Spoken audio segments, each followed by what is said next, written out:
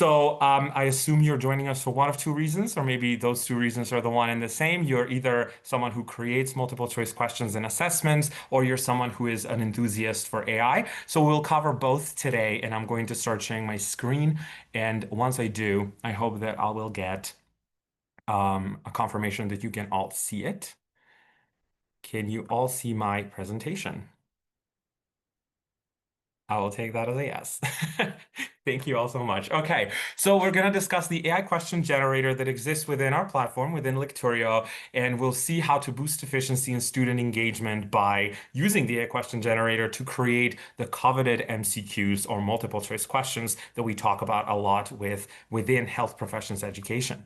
So the webinar series team is brought by these lovely individuals that you see on the screen. As you know, even though I'm the one talking to you right now, there is an entire team that is always helping us prepare this. We do have people from a different team on the call today. Hello to Shreya and Ahmed. Thank you for being with us here today. And I would say it's more of a special occasion to have people from different teams joining us in the webinars. For us, this is the multiverse, right? This is the crossover from different teams. So these lovely people have made this and other webinar series possibility for you. Now you will have a couple of surveys, or basically one survey with a couple of questions, because as always, we want to hear where you're joining us from, just to see who it is we're talking about and who we have in the audience. We will have the possibility for you to unmute yourselves and communicate with one another a little bit later when we're working within the Zoom rooms that we're creating for you to try the platform as well. Okay, so as I said, we have a really good geographical representation here. I see different positions that you're holding. Most of your faculty members. Um, Okay, you have participated in previous online events by us, which is good. So to all of you who have been here before, welcome back. To those of you who are newcomers and joining us for the first time, welcome. I hope you enjoy this. It's going to be a fun ride. So thank you very much for taking the poll, and I will continue with the slides. So you'll see there's more slides than what I'm going to talk about, but you will get the slides in the end. So I added all the information so that when you get the slides, you could sit and read through if that's needed. But I will not be taking a lot of time for all of this. So I've already done the intro to the workshop. We'll look a little bit about why assessment is important as a tool in health professions education. Where do multiple choice questions stand in modern age, especially age with AI? So then we'll look at the role of AI, and we're moving slowly toward the practical session to use the Lecturio AI Question Generator, which is something we are incredibly wildly proud of.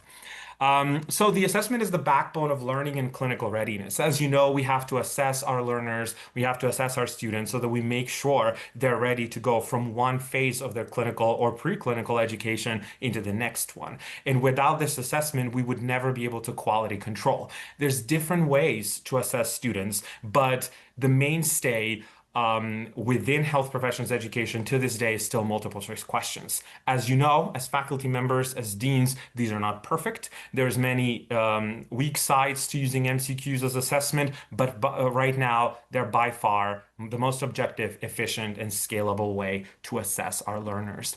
There's three core functions to assessment, so to guide the learning of the students. So we assess throughout, right, the course and at the end of the course. So we have the formative and the summative assessment to measure the competency that our students or learners are exhibiting and to ensure that there's progression within this learning process.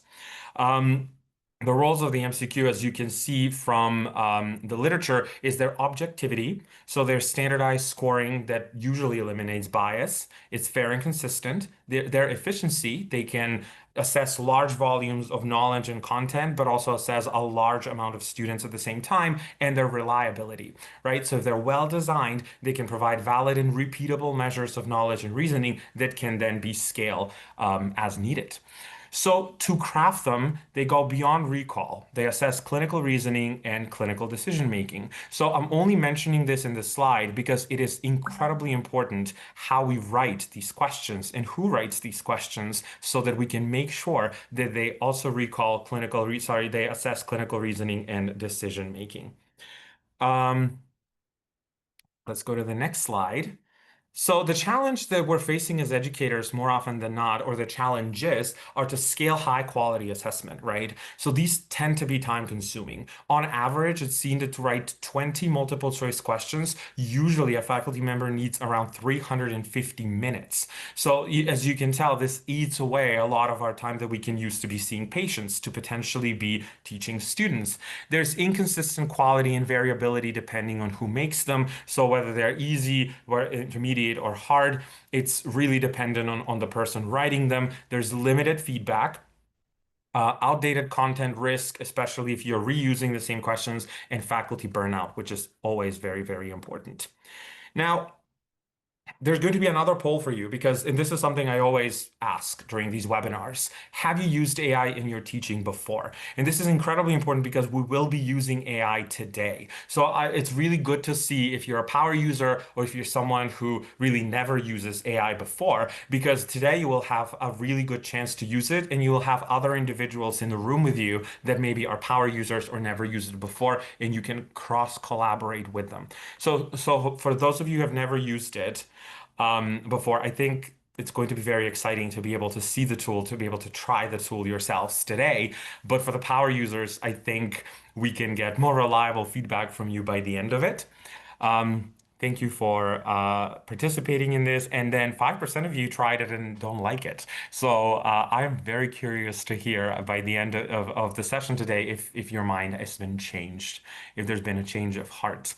Um, Okay, so now imagine to be able to design high quality, relevant MCQs in just minutes and not hours. And we see that AI is kind of changing the landscape in every area of the world, but that includes education. And part of medical and health professionals' education at large is assessment.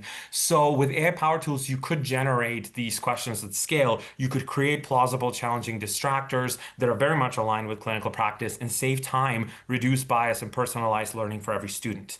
However, everything is not as perfect as it looks because the majority of AI tools that are not designed to make multiple choice questions can sometimes hallucinate, can sometimes, create sources that are not always reliable, or can sometimes create questions that may have mistakes in them. Um, so to do that, we're going to show you something today that is part of a larger medical educational learning platform. And as part of that platform, it is far more reliable. And our AI question generator was created to create multiple choice questions. So you will try to use it yourselves and you will see that these questions fall under this SPEED acronym that I very much like, which is the scalability, personalization, efficiency, evidence-based, and diversity in asking and posing multiple choice questions. So this is a mnemonic that I like to share for you as to why to use AI for multiple choice questions if you want to share this with your faculty at some point. Now, outside of the perks that you get by using AI for multiple choice questions, there's obviously a lot of challenges and a lot of cautions that need to be taken into consideration. And as I said, when you use our AI questions generator today, you will see these perks, but you will also need to see that the human oversight is always central. So you always have to make sure that a person, a human, reads these questions and looks through them. There's risk of inaccuracy because even though AI is typically well reliable when created for multiple choice questions, it can cause hallucinations. And then there's bias propagation. So when you're training AI, if you're biased yourself, so if you have a very minuscule specialization, all of the other questions can propagate and all the questions can be for that particular illness, disease, or system that you're working on. There's transparency issues. And obviously there's is inconsistent, they're inconsistent across topics. I'm saying and telling you these challenges because one way or another, it'll be important when you use this to have these challenges into consideration so we could remedy them and we could reduce them as much as we can. Now, this is actually what you'll be seeing. So this is what our AI questions generator looks like. And in a couple of minutes, when you'll be able to get into our Lecturio platform and look at this, this is what you'll be seeing. So you could generate one or multiple questions. I would urge you to generate questions one by one today because obviously this will be taking a lot of computational power, and there'll be more people using it at the same time. You could choose a subject area, a question style, and there's a plethora that you can choose from, whether you work in nursing, whether you work in teaching physician assistants, medical doctors. You have the level of difficulty for the question. It could be easy, moderate, or hard. You can use the language which you want the question generator to create the question, the nature of the question, and the setting as to where that is. Now, you need to use keywords so that your AI question generator can create the prompt for themselves. You could choose to add explanation to answers options. You need to confirm that you will not input any personal identifiable information for privacy policy. So you will be doing all of this, and I'm hoping that you will use your own prompts and that you will be using your own keywords. But just in case you want to have keywords that we've created, we'll also share a document with you so that you can use it to do questions and to create questions a little bit faster. Now, once you've done this, once you've wrote the keywords, and they don't have to be perfect, this is after all artificial intelligence, so they don't have to be perfect. You just write everything. In the next step, you are getting an opportunity to see the full prompt of what the question or questions, series of questions could look like, especially if you're generating multiple questions. And then you could plug in different aspects of that prompt and change it as much as you want. Because as you know, the most important aspect of any AI usage is how good is your prompt. I always like to say it's garbage in, garbage out. If you don't put something in that is specific, then AI cannot predict what it is that you want to test or ask for your students, right? So you click add explanation to answer options. It never hurts to add that within the prompt and say, please give explanations or detailed explanations to all of the distractors for the questions. Okay, so this is just screenshots just for you to know what this looks like. This is the question you're basically getting, right? So this is something I created. It was a USMLE type 1 style question.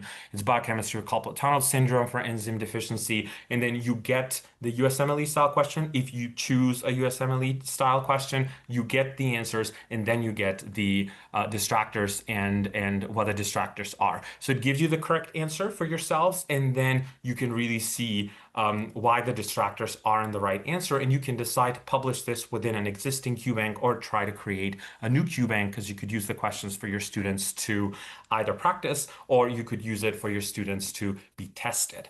Now, this isn't just a tech tool, right? So this is a very powerful AI MCQ writer, and it does save time so you can focus on teaching, not your tedious task, to maintain control over expert oversight and customizable outputs, to improve questions quality and learner outcomes at scale, and to support evidence-based, clinically relevant assessment faster, smarter, and better. Okay, so this is exactly what those questions would look like. Now we go to the busiest slide of the evening, and this is right before we put you in the breakout rooms. Before we do that, I would just like to let you know what all is there on this slide. So the first link also takes you to the first QR code. So the first QR code that you have here and this first link are one and the same. The first one, and this takes you to the academy that was set up so that you can go and you yourself have a username and password to enter the platform, go into the AI tools, find the AI question generator and use it.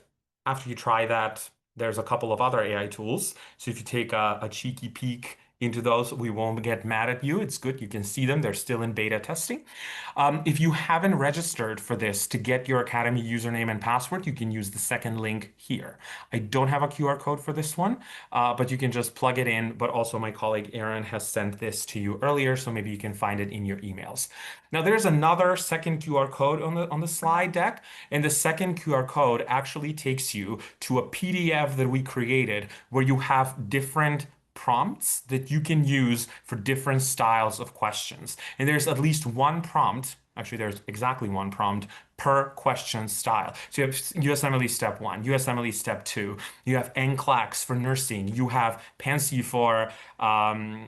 for physician assistants. So you could really choose really depending on who you're teaching, who your learners are, what faculty you're from, and you can try multiple questions at multiple times. Now, we will put you in rooms, in Zoom rooms, so that you can communicate with one another. You can discuss, you can ask questions, and some of us will come into those rooms, visit the rooms, and see if you have any questions or any feedback for us. If you have technical questions, we do have other individuals on the call, and we will send them your way to answer your questions regarding AI itself. So we'll be starting that soon. My colleague Aaron will start the rooms, and once you find yourselves there, feel free to unmute yourselves. If your surrounding an environment and internet connection allows it, feel free to turn on the camera and feel free to get into interaction with other individuals as well. So we'll see you in the rooms shortly.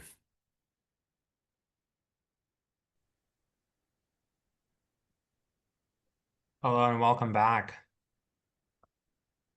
We were almost in the middle of answering a question there. So Ahmed, you could answer the question for everyone in the group just in case they want to. Sure. Yeah.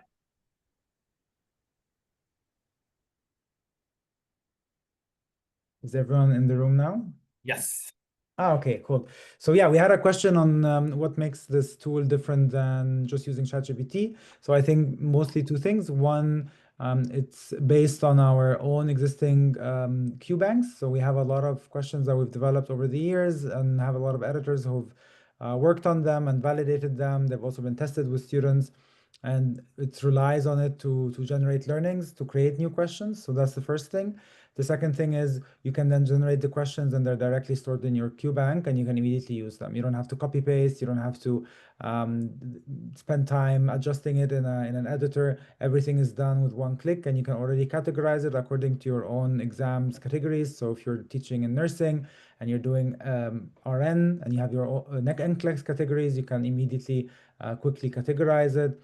Or if you're in a medical space and you have different categories that you want to have the question assigned to, you could also do that with one click. So A, it generates better outputs, and B, it's immediately integrated into your workflow. Thank you very much. Okay, so before the official outro, thank you for still sticking to us to the end. What we were thinking that might be very wise to do is for me to share my screen and to kind of go through creating one question as well. Because even though I know that all of you had a chance to really see it and try it for yourselves, there were a couple of people who had trouble signing in. So this will be a good way to see this quickly, and then we'll do the outro. And we can tell you how you can find these resources and how you can get a more personalized training or a demo for you or for your institution. So first, I'm going to share my screen. Let me know if there is anything else or if you're able to see it. So as you know, we were in the platform already. So we're going to the question generator to create the questions. I've already copied one of the questions that you had, one of the prompts. And let's look at clinical USMLE Step 1.